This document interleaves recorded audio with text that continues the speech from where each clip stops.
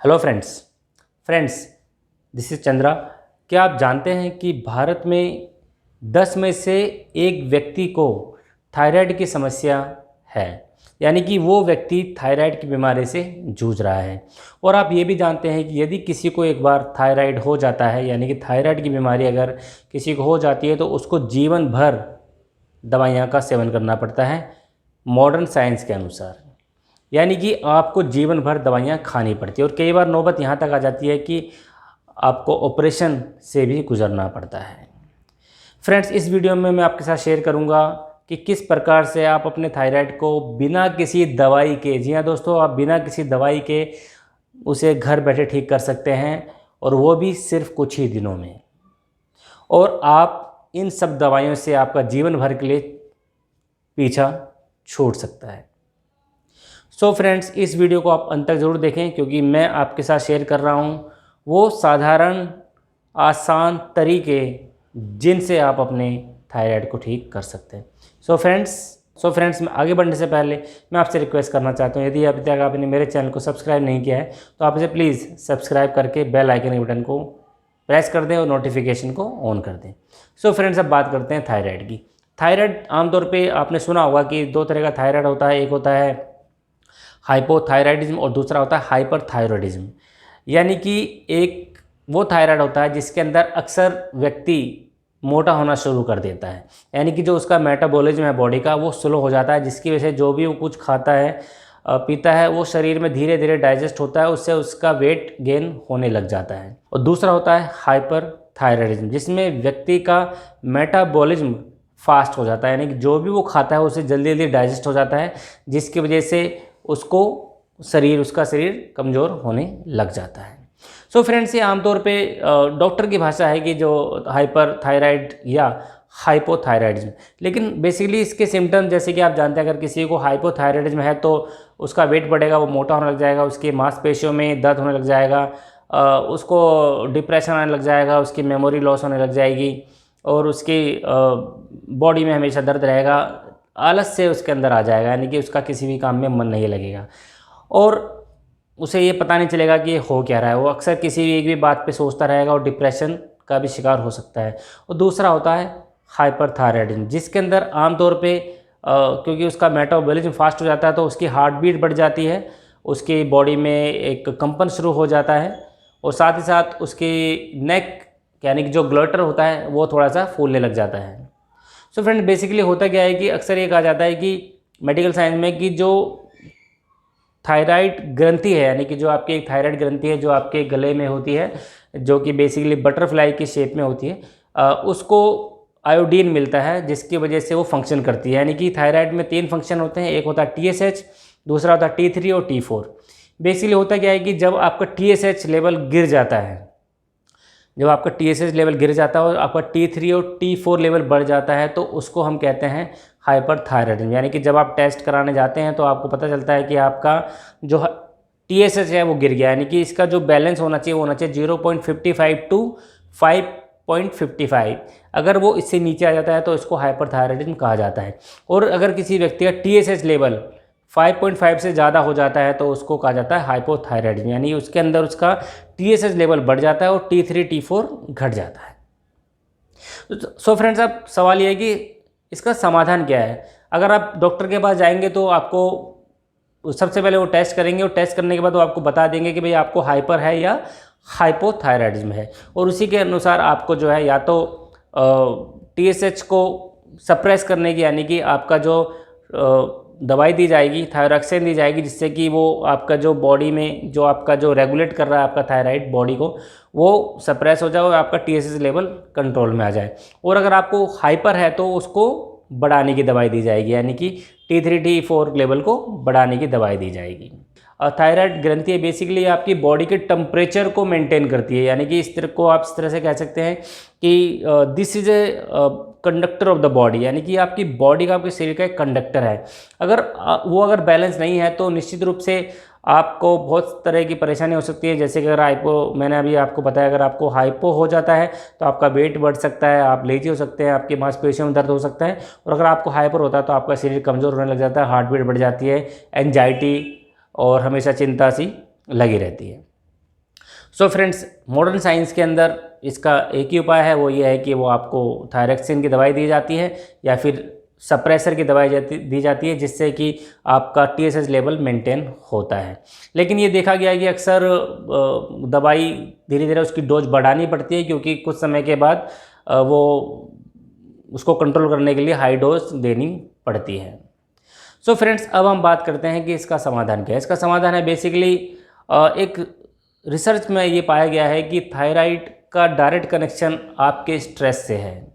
जी हाँ दोस्तों, इसका डायरेक्ट कनेक्शन आपके स्ट्रेस से है, क्योंकि जैसे आपकी माइंड में स्ट्रेस क्रिएट होता है, यानी किसी भी सिचुएशन लेके जब आप स्ट्रेस में आ जाते हैं, तब आपका बेसिकली थायराइड डिस्टर्ब हो जाता है।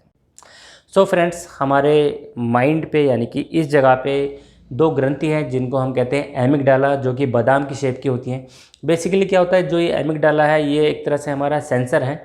जब भी हम किसी सिचुएशन को देखते हैं जिससे हमें स्ट्रेस आता है, तो ये हमें एक सिग्नल भेजता है हमारे हाइपोथैलेमस को, यानी कि हाइपोथैलेमस जो है हमारी बॉडी का बॉडीगार्ड है बेसिकली। और जैसे ही आपका एमिगडाला ये इन्फॉर्मेशन भेजता है कि कुछ डेंजर है, कहीं ना कहीं कोई प्रॉब्लम है या आपकी लाइफ में कुछ समस्या आने वाली है या फिर समस्या से आप जूझ रहे हैं, तो आपको जो आपकी जो एमिगडाला है वो बेसिकली आपकी हाइपोथैलेमस को इन्फॉर्मेशन दे देती है। और जैसे ही आपके हाइपोथैलेमस की ग्रंथि, यानी हाइपोथैलेमस नाम की जिस ग्रंथि की मैं बात कर रहा हूँ, उसको हम कहते हैं हमारी बॉडी का बॉडीगार्ड। और वो क्या करता है कि वो सिग्नल देना शुरू करता है। और सिग्नल किसको जाता है? सिग्नल जाता है बेसिकली हमारे पिट्यूटरी ग्लैंड को। पिट्यूटरी ग्लैंड बेसिकली रिस्पॉन्सिबल है आपके TSH लेवल को रेगुलेट करने के लिए। और क्या होता है कि जब आपका हाइपोथैलेमस पिट्यूटरी ग्लैंड को इन्फॉर्मेशन देता है कि स्ट्रेस है, प्रॉब्लम है, तो क्या करता है कि उसका प्रोडक्शन वो या तो बढ़ा देता है फिर घटा देता है। और उसकी वजह से क्या होता है कि जो आपके TSH जो TRH है, TSH रिलीजिंग हार्मोन जो है, वो जब इस ग्रंथि को, यानी कि आपकी हार्मोन, आपकी जो थायराइड ग्रंथि को जो TSH लेवल है वो उसको सप्रेस कर देता है, जिसकी वजह से आपको जो है हाइपरथायराइडिज्म हो जाता है या फिर उसका प्रोडक्शन बढ़ा देता है, यानी इसको ज़्यादा रिलीज करना शुरू कर देता है, जिससे कि आपको हाइपोथायराइडिज्म हो जाता है। सो फ्रेंड्स, ये तो थी थोड़ी सी इंट्रोडक्शन कि थायराइड क्या होता है। अब हम बात करते हैं इसके सॉल्यूशन क्या है। सो फ्रेंड्स, इसके कुछ सॉल्यूशंस हैं जिनको आप घर पे कर सकते हैं। अगर आप उनको करते हैं तो मैं निश्चित रूप से कॉन्फिडेंस के साथ कह सकता हूं कि आप कुछ ही दिनों से लेकर कुछ महीनों के अंदर आप अपने थायराइड को ठीक कर लेंगे, यानी कि उसको बैलेंस कर लेंगे।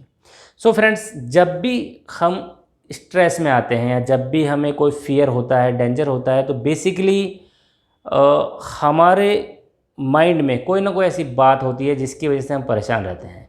यानी कि वो हमारी कोई पास्ट की पेनफुल मेमोरी हो सकती है, कोई किसी ने हमसे कुछ कहा वो हमारे मन में हो सकता है।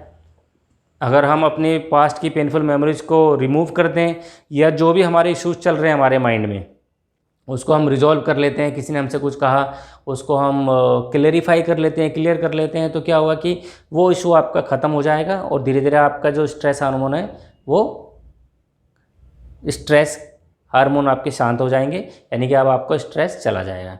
दूसरा हो सकता है कोई प्रेजेंट का इशू चल रहा हो आपके पास, जिसकी वजह से आप बहुत ज़्यादा चिंतित हैं या आप एंजाइटी में हैं या फिर आप डिप्रेशन में हैं। तो अगर आप उस प्रेजेंट के इशू को सॉल्व कर लेते हैं तो क्या होगा कि आपके स्ट्रेस हार्मोन्स शांत हो जाएंगे और आपका थायराइड धीरे धीरे नॉर्मल होने लग जाएगा। तीसरा क्या है? तीसरा ये कि अगर भविष्य को लेकर आपको कोई चिंता है, आपको कोई परेशानी है, आपको लगता है कि यार कहीं ये ना हो जाए या कहीं वो ना हो जाए, और आप हमेशा चिंतित रहते हैं अपने भविष्य के प्रति, अगर आप उसको अपनी फ्यूचर टाइमलाइन में जाके उसको ठीक कर लेते हैं, यानी कि उन इश्यूज़ को आप हैंडल कर लेते हैं, सॉल्व कर लेते हैं, तो निश्चित रूप से आपका स्ट्रेस ख़त्म हो जाएगा।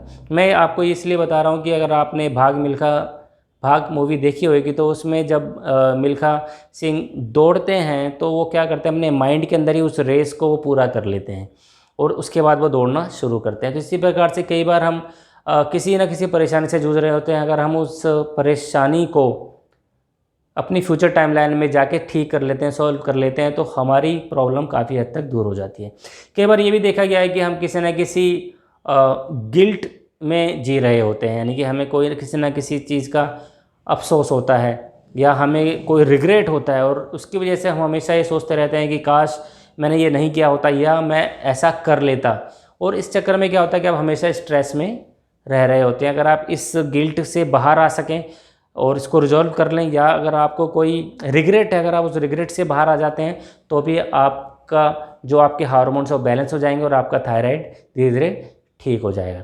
कई बार ये भी देखा गया है कि आप अपनी वर्दीनेस को लेकर कई बार ये सोचते हैं कि मैं तो कुछ हो ही नहीं, मेरी कोई वर्थ नहीं है, यानी मेरी कोई वैल्यू नहीं है, यानी मेरे जिंदा रहने का या मरने से किसी को कुछ फ़र्क नहीं पड़ता, यानी कि मेरी जो इम्पोर्टेंस है वो एक तरह से जीरो है। तो जब इस तरह के विचार आदमी के ऊपर हावी हो जाते हैं तो भी वो उसका जो है थायराइड ग्रंथि जो है इम्बैलेंस हो जाती है।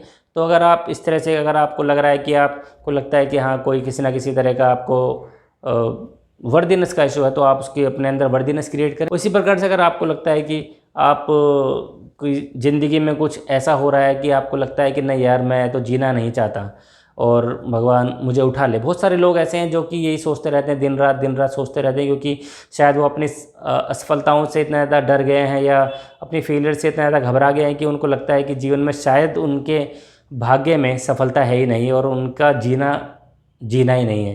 तो ऐसे लोगों के साथ भी बहुत बार देखा गया है कि थायराइड उनका इम्बैलेंस हो जाता है। और साथ साथ महिलाओं को मैं कहना चाहता हूँ कि बहुत सारी महिलाएं जो हमारे घरों में हैं, उनको सबसे ज़्यादा हाइपोथायराइड होता है। उसका कारण कहीं ना कहीं है कि वो उनके अंदर जो भी बातें हैं, जो भी उनके अंदर फीलिंग्स हैं, कि उनको बहुत बार वो बहुत दबा के रखती हैं और जिसकी वजह से वो किसी से खुल कर बात नहीं कर पाती हैं। और जब आप किसी बात को, किसी ऐसी बात को जो आपकी फैमिली डिस्प्यूट से कनेक्टेड हो सकती है, आपकी हेल्थ से कनेक्टेड हो सकती है, आप फाइनेंस से कनेक्टेड हो सकती है, या फिर आपके करियर से कनेक्टेड हो सकती है, तो धीरे धीरे क्या होता है कि आप उस स्ट्रेस में रहते हैं लगातार लंबे समय तक रहने से भी आपका थायराइड डिस्टर्ब हो सकता है। सो फ्रेंड, जो भी मैंने अभी आपको बताए हैं उपाय, अगर आप इन अपने अंदर जो भी आपके अंदर फीलिंग चल रही है, जो भी आपके अंदर एक गिल्ट चल रहा है, या आपको कोई पास्ट का पेनफुल मेमोरीज का इश्यूज है, आपका प्रेजेंट का इशू है, कोई फ्यूचर की वरीज़ है, कोई गिल्ट है, कोई रिग्रेट है, और अगर आपने अपने मन में बहुत सारी बातें दबा के रखी हुई हैं, तो आप उन बातों को बाहर निकालें।